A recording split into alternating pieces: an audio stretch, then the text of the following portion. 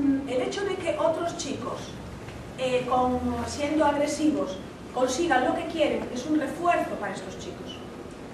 Y si ven que la violencia es un método para conseguir, para tener poder, para llamar la atención, la van a ejercer. Y el refuerzo de conductas agresivas por parte del grupo de iguales.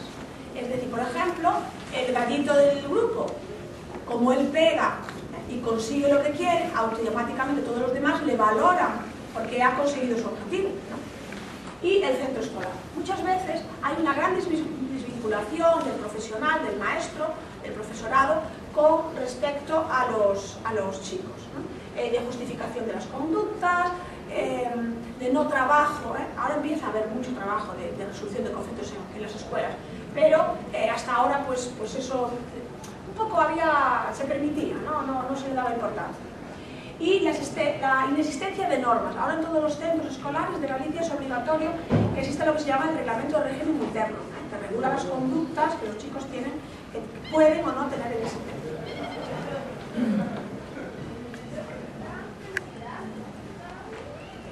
Factores contextuales y culturales, que ya nos imaginamos, pobreza y bajo nivel cultural, sobre todo escolar, y como culturales, valores asociados a la violencia, por ejemplo, que el padre pega a su madre y es muy macho, o por ejemplo, los chicos no lloran, eso es algo que no sé si aquí se decía, pero ahí se dice mucho, los chicos no lloran, los chicos son de fuerza, de coraje, entonces, ¿vale? Y la cultura de pertenencia, ideología y creencias. Hay gente que piensa que el pegar a su hijo es que le quiere, ¿no? Y que tiene que entender que le pega porque le quiere y para que se corrija, por ejemplo. Es una creencia típica a nivel, por lo menos lo era, ¿no? ¿Cuáles son las consecuencias?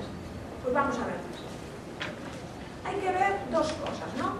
Primero, para la víctima y para el agresor. Para la víctima, normalmente, si esto se prolonga en el tiempo, suele ser motivo de trauma psicológico, de riesgo físico, porque a veces esas conductas se exceden y implican que a veces llega como consecuencia la muerte, que por lo tanto en España no hay muchos casos de conductas muy agresivas que impliquen deterioro a nivel físico, ¿no? Pero cuando las hay son gravísimas. Hace poco pues le cortaron las venas a una chica y la enterraron con vida, fue muy conocido, yo no sé si ellos no eran conscientes de que aún estaba vivo. Por ejemplo, causa de profunda ansiedad, estrés, tristeza, infelicidad, problemas de personalidad. Y por otro lado, conlleva implicaciones escolares, fracaso escolar, falta de concentración. Por ejemplo, chicos o chicas que van muy bien en el colegio y de repente empiezan a bajar sus notas, a bajar sus calificaciones escolares, ¿no? Y a faltar a clase. Y sensación de enfermedad psicosomática, es decir, de cansancio, de estrés, como si no hubiese dormido porque duermen mal, duermen poco, duermen mal y se quedan dormidos durante la clase, todas estas problemas de sueño. Para el agresor, claro, para los trabajadores sociales, el agresor también sigue siendo una víctima. Recordad que en muchos casos, en la mayoría de los casos, son menores, entonces para nosotros también sigue siendo una víctima. En este caso hay que tener en cuenta que en muchos casos suele ser la antesala de una conducta delictiva y muchos de estos chicos pues terminan a veces en cárceles, ¿no? En centros penitenciarios. Entiende que con la violencia se consigue poder y eso les da categoría social en su grupo, ¿no? Con todo lo que eso implica, que normalmente se perpetúa en la vida adulta. Su valoración del hecho de ser violento como algo socialmente aceptada, incluso con recompensa. Si eres capaz de pegarle a este, de cortar, de hacer daño a este, de tirar a este, de lo que sea, consigues, te damos tal cosa. La típica, a veces, apuesta, ¿no? A veces cuando son parte de un grupo de agresores, agreden por la presión de grupo. Esto es muy importante. El típico, no sé si aquí existe el término gallina. Eres un gallina, sí, no lo haces.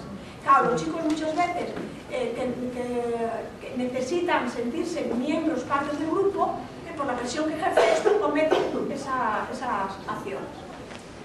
Otros, sin embargo, toman parte en la victimización de forma activa y en ocasiones la institución intimidatorio, ¿no? Por ejemplo, si no son capaces de ellos mismos ejercer esa acción violenta, lo que hacen es justificar que la hagan los demás y la aplauden. ¿Qué hicimos nosotros para poder implementar este pequeño programa? Primero, profundizar nuestro conocimiento con relación a la evaluación objetivo del proyecto, ¿no? En este caso, el adolescente, su familia. Margarita hablaba de hacer una profundización del problema. Nosotros teníamos que conocer con quién estábamos trabajando, qué características tenían, cómo eran sus familias. Investigamos sobre evidencia del trabajo con adolescentes y familias en situación de alto riesgo. A veces nosotros cometemos el error que partimos de cero y eso significa que estamos condenados muchas veces a repetir experiencias que otras personas ya han demostrado que no funcionan, o de pronto nos privamos de la posibilidad de utilizar, digamos, programas, actividades que ya han sido puestas en práctica, que ya han sido evaluadas y que adaptándolas a nuestro propio contexto tenemos mayor probabilidad de que funcionen y que sean efectivas. Por eso una de las cosas que nos interesó también es justamente investigar sobre qué evidencias existían acerca del trabajo con esta población. Recogimos información de la población en base a entrevistas, en base a un taller de diagnóstico participativo, porque nosotros no concebimos un diagnóstico donde no esté incluida la población. No podemos hacer nosotros una aproximación a la problemática o una profundización de la problemática sin sentarnos a conversar, a observar o interactuar con las personas con las cuales nosotros vamos a pretender luego trabajar y beneficiar en nuestra intervención. ¿Qué es lo que encontramos nosotros en este recojo de información? Que prevalecen las representaciones sociales del adolescente en riesgo como un rebelde, como un transgresor de normas, como un sujeto peligroso. Y un poco eso también lo recogemos en los medios de comunicación. Se acaba de hacer referencia a los medios de comunicación y cuánto estos afectan. Como muchas veces esta minoría de adolescentes que, por ejemplo, cometen infracciones muy graves, son puestas en escena en los medios de comunicación de tal manera que las personas tienden a generalizar esto como si todos los adolescentes en esas condiciones tuvieran las mismas características o en todo caso las mismas probabilidades de conducta violenta grave. Y normalmente no es así, las estadísticas dicen que es lo contrario, que más bien son la minoría de adolescentes los que tienen justamente esos problemas muy graves de comportamiento. Lo otro que nos quedó muy claro es que el trabajo debía ser integral, adolescente, familia, de evaluación de sus contextos y respetando las características particulares del desarrollo, ¿no? Entonces, como que por ahí teníamos ya claridad en algunas cosas que teníamos que hacer, pero encontramos también dos retos muy importantes. Primero, el involucrar a las familias en ese trabajo, un poco por lo que les comentaba anteriormente, ¿no? Cómo captar a familias que no les interesa, que no están motivadas, que simplemente, como mencionaba Margarita en su exposición, están delegando la responsabilidad de formación en terceros, como puede ser, por ejemplo, la escuela, o en este caso el centro juvenil, ¿no? O sea, una vez que el chico ingresa al centro juvenil, es como que ya nosotros nos hemos liberado de esa responsabilidad. El otro gran reto era el acompañar al adolescente a descubrir y confiar en sus propias habilidades. En la mayoría de los casos, a estos chicos se les ha repetido tantas veces lo torpes que son, lo poco hábiles que son para hacer las cosas, que aunque nosotros a simple vista detectemos algunas habilidades muy concretas, ellos ni siquiera se dan cuenta que las tienen. No son conscientes de que, por ejemplo, tienen habilidades deportivas o artísticas, o cualquier tipo de situación que nosotros digamos, caray, pero qué bonito dibujas, ¿no? Qué lindo dibujas. Sin embargo, nunca nadie se los había dicho y ellos simplemente era una habilidad inexistente.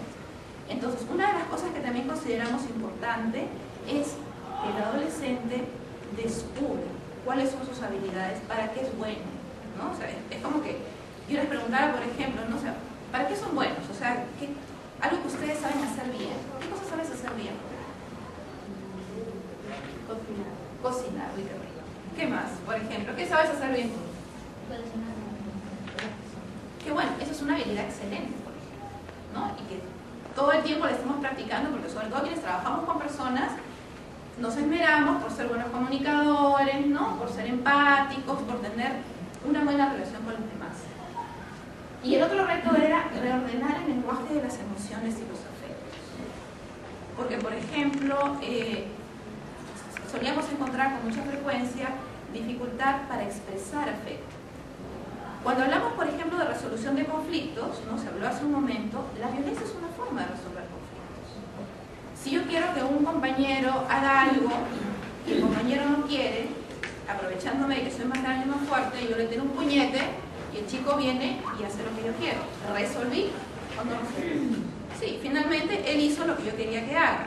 La violencia es una forma de resolver conflictos, pero obviamente es una forma inadecuada porque está atentando contra la integridad de otra persona. Tú hablas que trabajas en un colegio religioso. Yo conozco una experiencia de un colegio religioso cuya visión de trabajo es la familia. Y las monjitas son persecutorias, o sea, no sé cómo hacen realmente su trabajo, pero solo ellas porque tienen esa vocación y ese tiempo, ¿no? Porque quizás en un colegio con otra connotación no habría esa disponibilidad. Solo os faltaba ir a buscar a los padres a casa, entonces ya sería mucho. Es que realmente es un trabajo que yo no sé cómo hacen, pero convocan a los papás y el papá que ingresa a ese colegio desde la entrevista inicial sabe a qué se está comprometiendo. Tienen que ir a charlas, tienen que ir a talleres, tienen que hacer olimpiada de padres, jornada de padres. La presencia de familia es muy fuerte, pero se supone que uno al ingresar a ese colegio sabe a qué se está. Son casos así, no comunes, pero que valen la pena. Muy bien, entonces, muchísimas gracias por su asistencia. Esperamos que haya sido de utilidad.